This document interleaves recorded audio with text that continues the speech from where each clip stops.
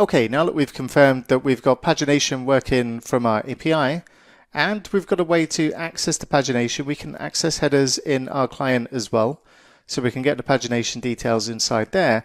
Let's now go and configure it. So we'll close all of this stuff down. We're going to be working on our client side for the time being. And inside here, let's go to, first of all, let's head to our source and the app and the models folder. We'll create a type for our pagination inside here. So I'm going to say new file and say pagination.ts. And inside here, we'll export an interface for pagination. And we'll have current page, which will be a number. We'll have the items per page, again a number. We'll have the total items, which is a number, and the total pages, which is a number. And here's your friendly typo warning, because when we're creating an interface in TypeScript, this is what gives us type safety, but only if we get these properties accurately spelt. So there's opportunity here to go wrong. So do be careful with this one. And we're going to export a class called pagination results, and we'll give it a type of T. We'll make this generic as well, so that we can use it for other things apart from just our members. And we'll give it a generic sounding property name of items, and we'll give that the type of T.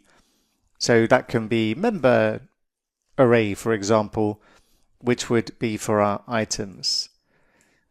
And we'll also give it the pagination, and we'll make this a type of pagination. And again, because we're inside a class here, we either need to assign it the value or make it optional, and we can't assign it right now because we do not have it yet. So both of these properties need to be optional as well. So next we're going to head over to our members service, and inside here there's a bunch of stuff that we're going to effectively remove soon anyway, but I'll keep it in place for now, but really just comment it out. So where we've got this delete photo and we're doing stuff with our members to update them, then it's going to become irrelevant after this section anyway. So I'm going to comment it out for the time being, because the only reason we did this is because we were still returning our current user. So I'm going to comment out all of this tap, which is just a side effect when we get our member back. We're okay with an empty pipe for now. We're not really working with any of this stuff at this time anyway. So I'll just comment out this. It's just that when we do what we're about to do soon, we're going to get some errors if we don't deal with this. And also I'm going to turn off, just comment out the what we're using for caching effectively, so that we can retrieve our member from state. I'm also going to turn that off as well in the get member. And we're going to really be working with just the get members at this stage, because we're dealing with pagination, sorting, filtering, that kind of thing. So let's create another property for the paginated results that we're going to get back from our API. So we'll say paginated results, and we'll set this equal to, and let's use another signal. I really like signals. I feel there's opportunity to use them in many places. So we're going to use a signal for this, and we'll make it a paginated results. And where's the import for this? Did I forget to export this? I'm asking myself. Pagination result. I was going to call this paginated results. Let's do that and change this to paginated results. And in the members service, then let's make sure we can bring this in, and that's more like it. So this is going to be a type of member array that we're going to set this to, or it could be null, and we're going to give it an initial value of null inside here. Because once again, we don't have this yet. This is something we're going to need to set after we've got the paginated result back from the API. And we're also going to remove our members signal, because we're going to store effectively everything inside this paginated result now. So once again, I'm going to comment out this. Now this will introduce some errors into our app, especially anything that's using the members signal. So we've got a bit of work to do here to refactor stuff and make use of what we're getting now from our API server. So let's take a look at what we need to do in our getMembers method. So we're going to pass this a page number as a parameter. We'll make it optional and give it number, and we'll also say page size optional. That's a type of number. And inside this method, we'll create some params, and we'll use the let keyword this time because we are going to create this and then we're going to update it further down in the code. And we'll say let params equals new HTTP params, which we get from Angular Common HTTP. And we'll just initialize this here. And then we'll check for the presence of the page number and the page size. And if we have them, then we're going to say params equals params dot append. And then in quotes, we're going to say page number. And then we're going to say page number and toString. Typically we have to say toString there because query strings are strings. But I'm not getting an error.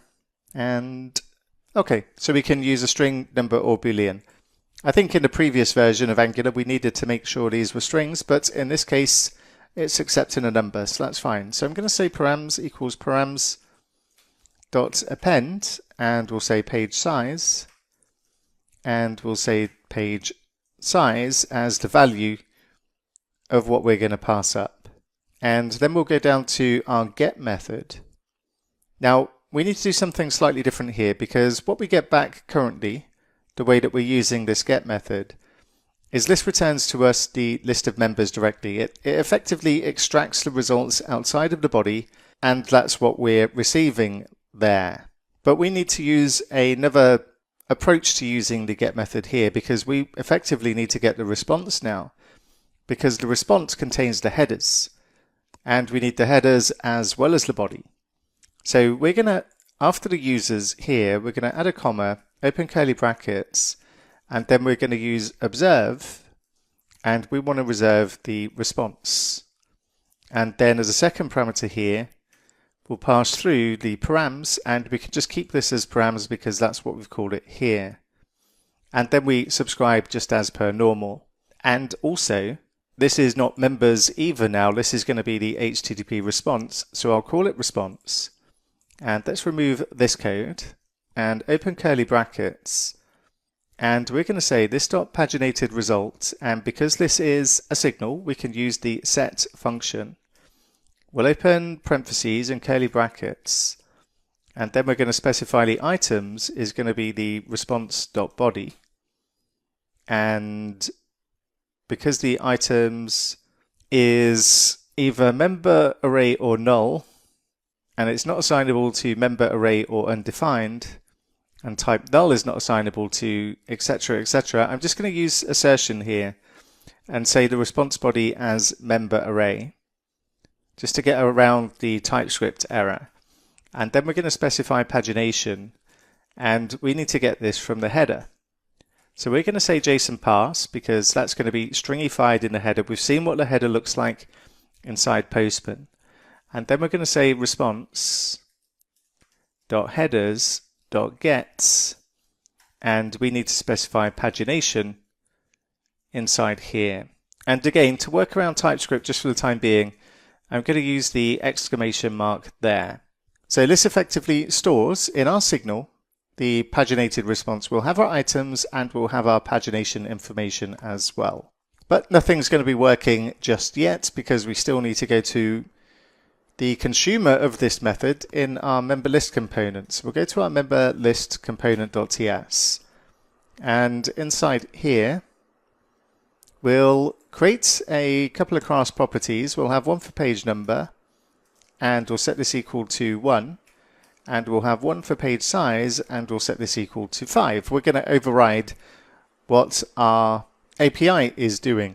And we've got this check. Before we load our members, we're checking to see the members, and this was our signal for our members. We're not using that anymore, so we're going to use something different. So I'll take this out, but we will still check to see if we've got a paginated result, and that's the signal, so we need to use the parentheses there. But we want to see if we do not have this, then we load members, so we want the not operator in front of that there. So if we don't have that, then we're going to load the members.